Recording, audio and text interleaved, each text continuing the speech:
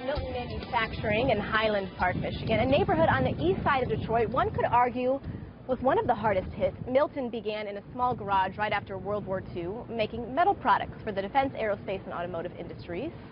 But in due time, the darkest days for Detroit did arrive. Milton could barely keep their doors open while supporting less than 10 employees.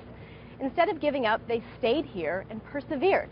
Today, we're surrounded by 300,000 square feet of once derelict buildings, now a bustling plant. Joining us now, Milton's owner and president, Shelly Green, and her husband, Vice President Jim Green, Jr., true examples of proud Americans. Thank you both for joining us. Thank you very much for coming. Shelly, I want to start with you. I walked through the plant yesterday. I saw a lot of the products being made. These products are saving our own men and women on the front lines, but you do an array of products. At one point, you could barely keep your doors open, and you were here. How do you go from one to the other in a city when all the odds are stacked against you? Well, you have to persevere and just keep fighting for what you really want. The Secretary of Labor was here really just a few short days ago, Jim.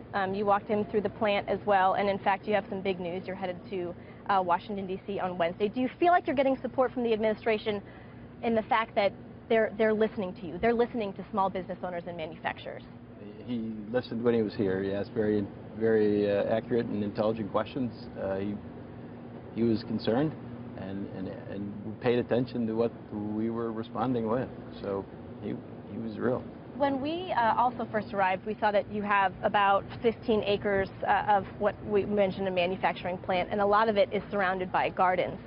But you had once told me that it was really run-down homes, a horrible neighborhood to be in. In fact, you could barely get engineers to come and work here in your darkest days. Why didn't you just pick up and leave? Why did you continue on? Because we believe in Detroit. We believe this is where we want to be. This is where Mr. Milton started it in the 40s. This is where his father bought it from Mr. Milton. We bought it from him. We don't want to leave. We want to help build. But it would have been easy to leave. It would have been easy, but we're not easy people. We like to fight for what we want. I'm curious about the men and women who work here, Jim. What are they like? A lot of them have worked here for years. And in fact, you had, what, a group of 10? And that was it before you got to 200? The Secretary of Labor was here. We had 8 or 9 folks that are in their 60s that have 35 to 45 years seniority. People retire from here. 1946, there's a lot of generations that have worked here. So there's really hard working UAW folks. What about when you're hiring the next generation? What are you looking for? And also, what are you hearing? Are you seeing people who are eager to work?